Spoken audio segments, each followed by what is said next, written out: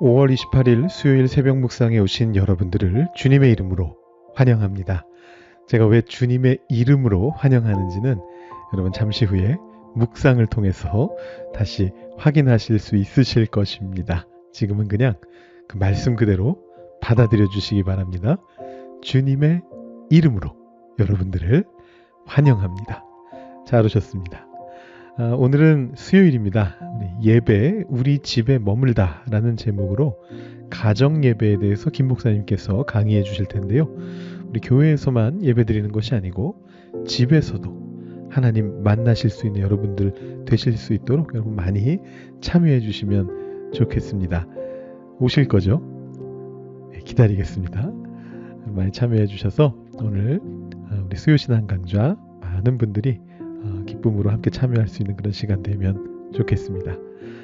오늘 우리는 시편 7편부터 9편까지 읽게 됩니다. 양이 많지 않기 때문에 통독하실 뿐만 아니고 이 말씀들을 전부 다 묵상하셔도 무방할 것 같습니다. 좀 굉장히 아름다운 그런 시들이 제시되고 있거든요. 먼저 시편 7편은 어제 말씀과 유사한 이 탄식시에 해당합니다. 1절과 2절에서 하나님께 부르짖는 장면이 나오고 3절부터 5절까지 자신의 결백을 주장하면서 이 상황들을 묘사하고 6절부터 9절까지는 하나님께서 개입하셔서 심판해 주시도록 그렇게 요청하는 내용이 들어가고요.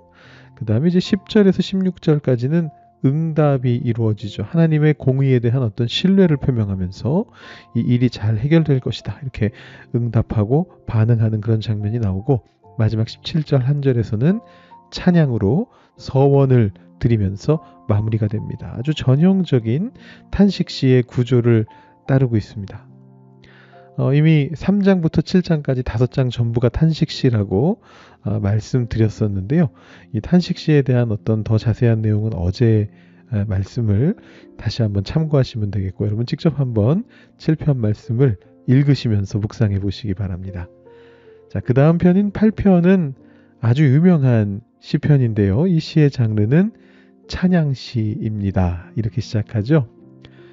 여호와 우리 주여 주의 이름이 온 땅에 어찌 그리 아름다운지요. 유명한 찬양입니다. 여러분 잘 알고 계시죠? 우리 박종호 씨가 부르셨는데 한때 우리 CCM 가수들 세 손가락 안에 드는 굉장히 유명한 분이셨는데 약간 성악발성으로 여호와 우리 주여 주의 이름이 온 땅에 어찌 그리 아름다운지요 어찌 그리 아름다운지요 이렇게 부르는 참 아름다운 찬양이었는데요.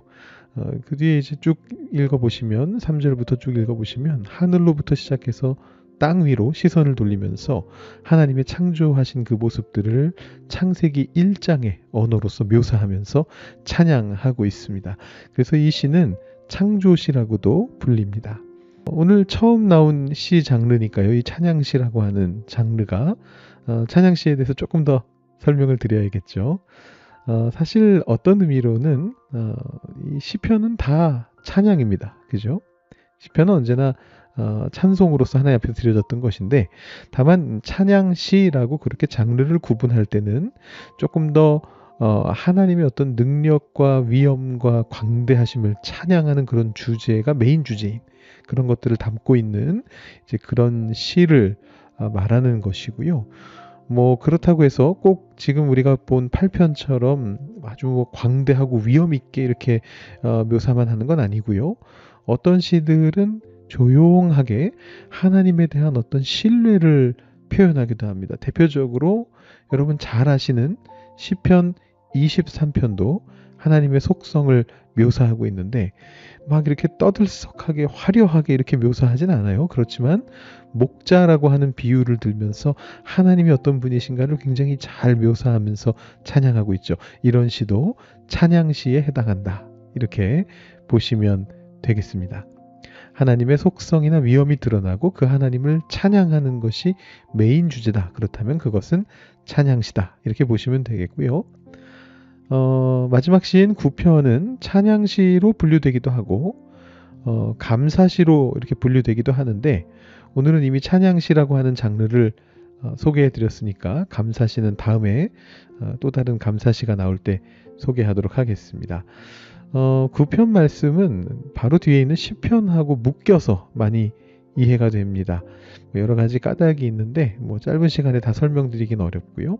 아무튼 간에 이제 9편을 읽으실 때는 10편이 9편 뒤에 따라 나온다라는 걸 염두에 두시면서 함께 읽으시면 더욱 좋겠다. 이렇게 힌트 정도 드리는 것으로 해야 될 것 같습니다. 내용을 보시면 이 시는 이제 원수들이 물러난 것에 대해 하나님께 감사하는 그런 내용으로 시작하고 하나님의 공의와 또 약자를 사랑하시는 하나님의 그 마음 이런 것에 대해서 잘 묘사하고 있는 이제 그런 시입니다. 제가 이제 쭉 설명을 드렸는데요. 빠뜨린 게 있을까요? 이 앞에 보니까 그 각 시의 제목이 나와 있는데 표제가 나와 있는데 이상한 단어들이 좀 있네요. 깃딧이라던가 뭇리뺀 이런 말이 있습니다. 다윗의 시 인도자를 따라 깃딧에 맞춘 노래, 다윗의 시 인도자를 따라 뭇리뺀에 맞춘 노래 이렇게 되어 있는데 이 깃딧하고 뭇리뺀이라고 하는 건 뭔지 모릅니다. 그것이 정답입니다. 이게 뭔지 안다고 하는 혹시 그런 책들이나 그런 분들을 만나시게 되면 약간 저 사람 과장하고 있구나 이렇게 생각하시면 됩니다. 무엇인지는 사실 아무도 모르고요. 학자들이 아무리 연구했지만 정확하게 그게 무엇인지 알 수는 없었고 다만 어떤 운율이라던가 어떤 악기라든가 어떤 장르라든가 이제 이런 것을 부르는 표현이지 않을까 이렇게 추측을 하는데 현대까지 전해지지 않고 있기 때문에 정확히 그게 무엇인지는 알 수가 없다. 이 정도로 이해하시고 넘어가시면 되겠습니다. 자, 이 통독 가이드 쭉 다시 한번 들어보시면서 10편 7편부터 9편까지 아니면 조금 더 해서 10편까지 9편하고 10편이 연결되니까 10편까지를 오늘 한번 잘 읽어보시면 좋을 듯 합니다. 자, 오늘 묵상 말씀은요 8편에서 찾아봤습니다. 8편 1절과 2절 말씀을 먼저 읽어드리겠습니다. 여호와 우리 주여, 주의 이름이 온 땅에 어찌 그리 아름다운지요. 주의 영광이 하늘을 덮었나이다.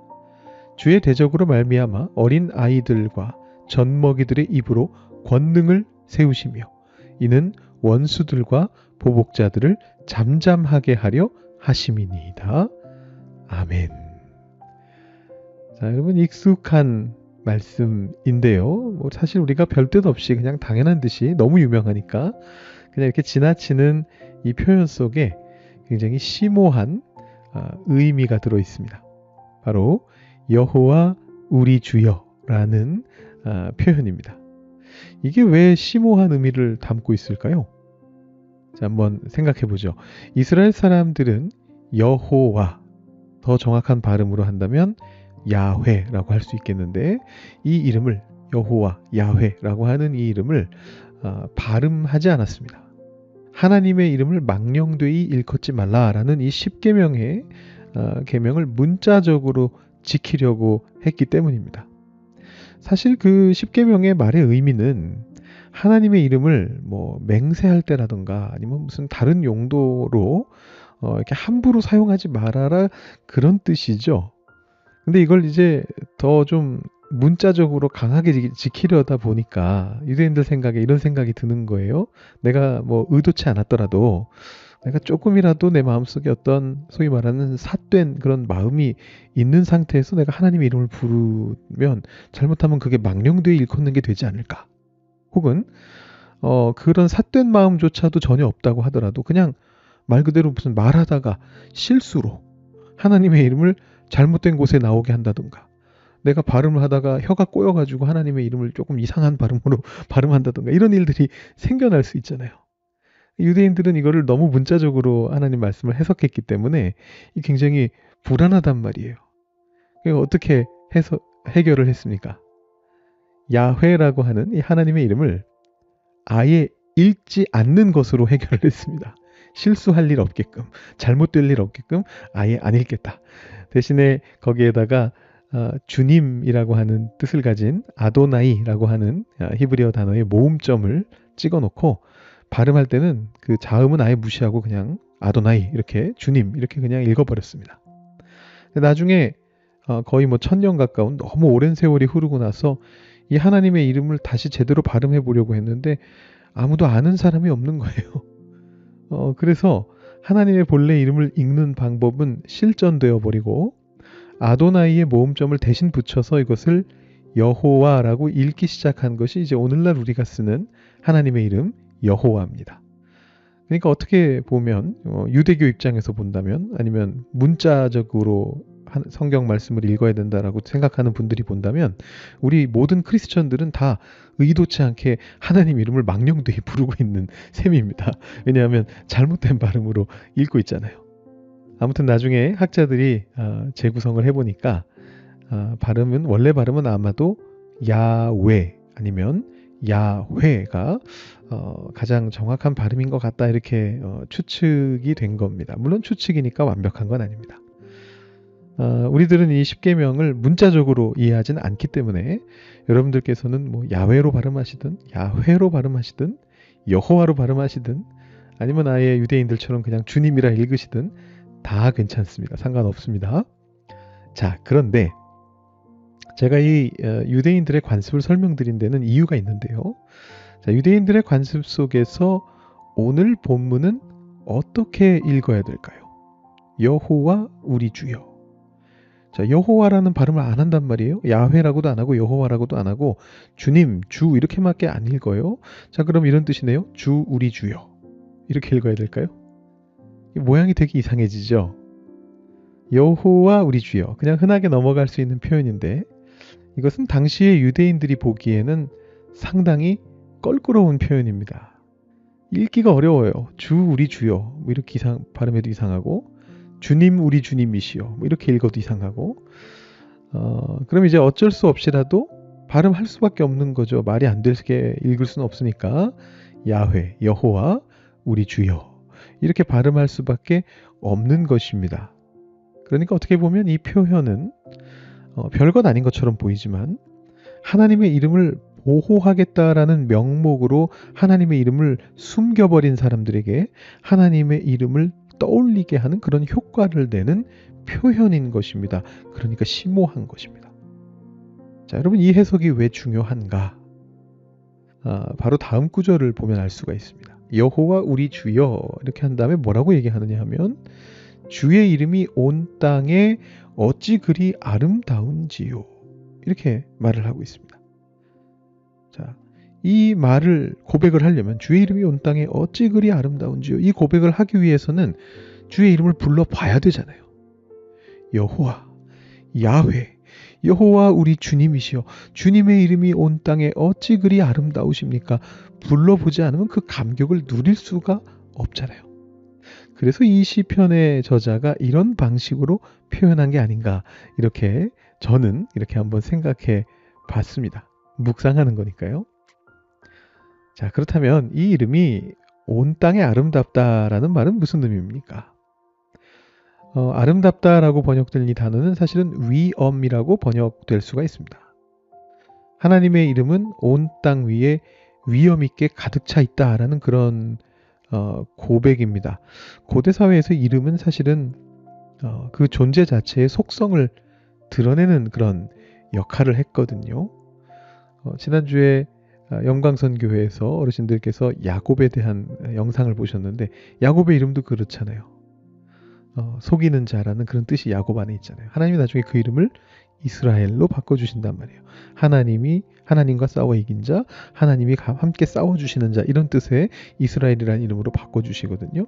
이름은 그 사람의 그 존재의 어떤 속성을 드러내는 역할을 하는데 그렇기 때문에 하나님의 이름이 온 땅에 위엄 있게 넘친다라는 그런 말은 하나님의 속성이 온 세상에 드러난다 그런 뜻과도 같습니다. 그렇게 해석하면 2절의 말씀도 자연스럽게 연결해서 해석이 됩니다. 어린아이들과 젖먹이들의 입으로 권능이 세워진다라는 것입니다. 그들이 뭘 말했을까요? 1절에 주님의 이름, 여호와, 야훼 그 이름을 말한 거예요. 하나님의 이름이 약자들의 입에서 나오게 될 때에 하나님의 권능이 그들의 인생 위에 세워지는 것입니다. 원래대로라면 강력한 그 원수들과 보복자들 앞에서 거꾸로 약자들이 입을 다물고 잠잠히 있어야 되잖아요. 근데 그게 세상의 원리거든요. 그런데 하나님의 이름을 부르는 약자들은 정반대로 원수들과 보복자들을 잠잠하게 만들게 된다라는 그런 엄청난 고백이 이 2절에서 나오고 있는 것입니다. 여러분들께서 하나님의 이름을 부르는 것에 이토록 위험이 넘치는 권능이 있다라는 것입니다. 여러분의 인생 위에 이러한 하나님의 권능이 임한다라는 것입니다. 물론 이것이 하나님의 이름을 이렇게 막 주술적으로 이렇게 외우면 좋은 일이 생긴다, 그런 의미는 아닙니다. 하나님의 이름이 내 인생에 가득 차면 좋은 일이 생겨, 내 입으로 하나님의 이름을 부르면 좋은 일이 생겨, 이런 얘기가 아니고요. 그건 오히려 하나님을 망령되이 일컫는 것이고, 오히려 반대로 두렵고 떨리는 마음으로 하나님의 이름을 외쳐 부를 때에 그 이름이 의미하는 하나님의 속성이 우리들 가운데 드러나게 될 것이다라는 그런 이야기입니다. 정반대입니다. 주술적으로 여호와 하나님, 여호와 하나님, 여호와 하나님 외친다고 해서 무슨 일이 생겨나는 게 아니고, 오히려 이 하나님의 이름이 우리 인생 속에 임해서 어떤 일이 벌어질 것인가를 기대하는 마음으로, 그걸 정말 두렵고 떨리는 마음으로 외쳐야 되는 거예요.